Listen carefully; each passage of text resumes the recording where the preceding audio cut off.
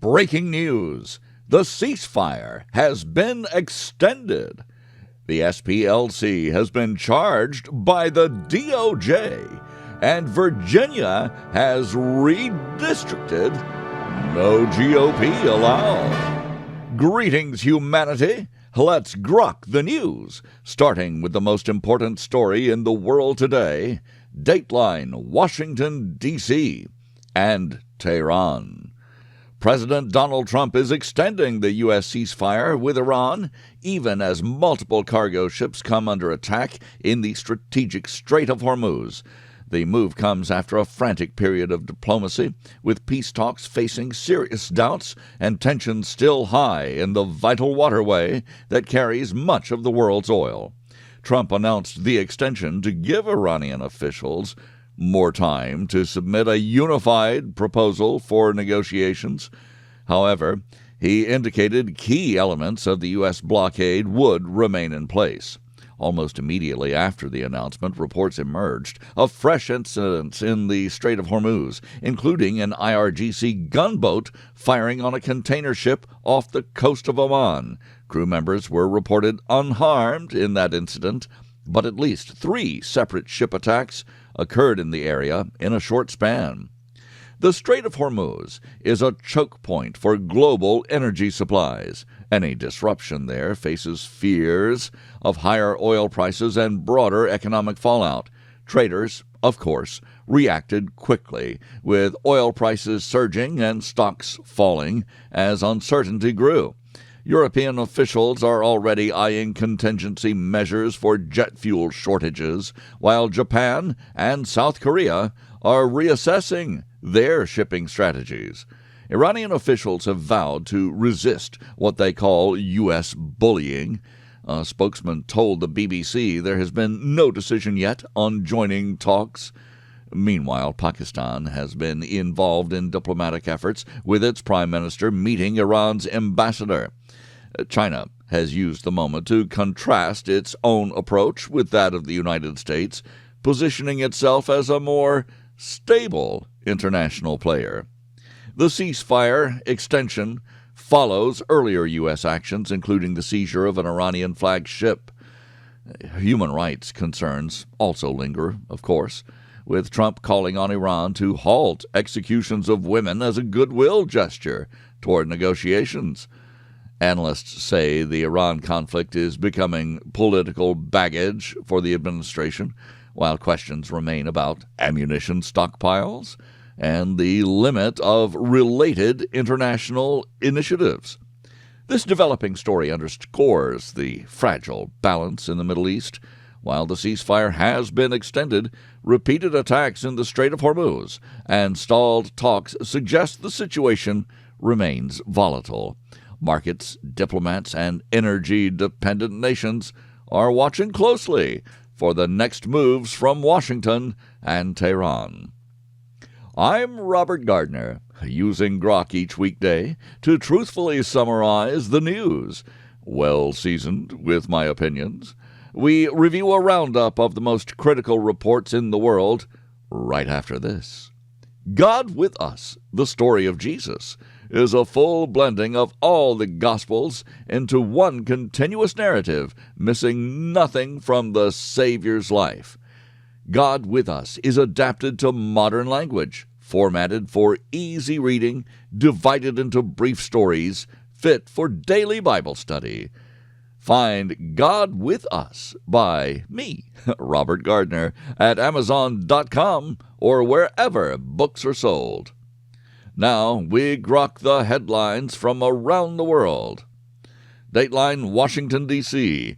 The U.S. Department of Justice has charged the Southern Poverty Law Center with wire fraud, money laundering, and secretly funding extremist groups, including figures linked to the Aryan Nation and the KKK, in order to manufacture racism and justify the operations of the notorious SPLC.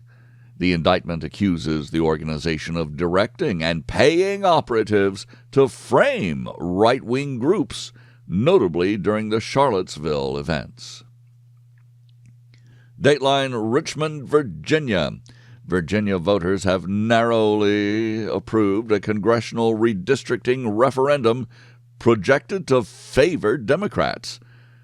Well, in this observer's view, that's putting it mildly. In fact, this redistricting potentially eliminates any possibility of Republican representation in the Washington, D.C. adjacent state. It shifts potentially up to 4 House seats to the Democrats, with party leaders including Governor Abigail Spanberger, who campaigned against gerrymandering districts, and Senator Tim Kaine hailing the result as voters standing up to perceived Trump tyranny. This observer sees it as Democrat hypocrisy and wonders if it will stand up in court or if Republicans will even challenge it. Dateline, Washington. U.S. Labor Secretary Lori Chavez-DeRemer has resigned after months of reported sidelining by the White House, according to multiple sources familiar with the internal dynamics. This observer wonders if Chavez-DeRemer was really with the Trump agenda all along. Dateline, Washington, D.C. Republican Representative Nancy Mace has filed a motion to expel former GOP member Cory Mills from the House, citing serious allegations of stolen valor and sexual misconduct, accusations that have drawn widespread attention on Capitol Hill. This observer finds it rare enough that Congress exerts some self-discipline, but much rarer when Democrats do it. Dateline, the USA. An early 2028 Democratic primary poll shows former Vice President Kamala Harris leading California Governor Gavin Newsom by just 1 point in a tight contest that could shape the party's future direction. Well, that sounds like good news for Republicans, so don't look for Harris to make it through the primaries. If the last few elections show anything, it's that Democrat primary voters actually have very little to say in Democrat nominations. Dateline, San Salvador, El Salvador.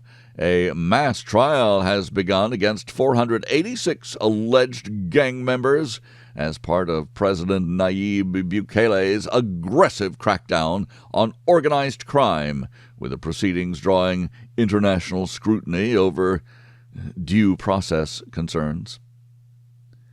I'll tell you, El Salvador has completely turned around, and all they had to do was put the criminals in jail and keep them there. Complete turnaround of the entire nation. Dateline, Taipei. Taiwan's president has canceled an international trip after several African countries revoked flight permits at the last minute. Beijing welcomed the development as a diplomatic win amid ongoing cross-strait tensions with the island nation that it claims as its own. Dateline, Seoul. South Korean fighter jets collided mid-air because pilots were snapping pictures during a training flight. This, according to an official investigation, which raises fresh questions about military safety protocols. In this observer's mind, it raises questions about military discipline. And Dateline, Brussels, Belgium.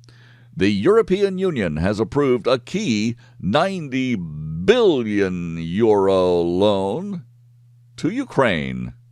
Remember them? This is after they have resolved a pipeline-related deadlock with Hungary, providing Ukraine with critical financial support as the country continues to face Russian aggression. In case you didn't know it, Zelensky in Ukraine had blocked the pipeline of oil from Russia into Hungary, and they did this to a fellow NATO nation. This observer does not support that never ending globalist war against Russia. But I thank you for listening. Please join me tomorrow to once again GROK the News. I'm Robert Gardner. Godspeed and God bless.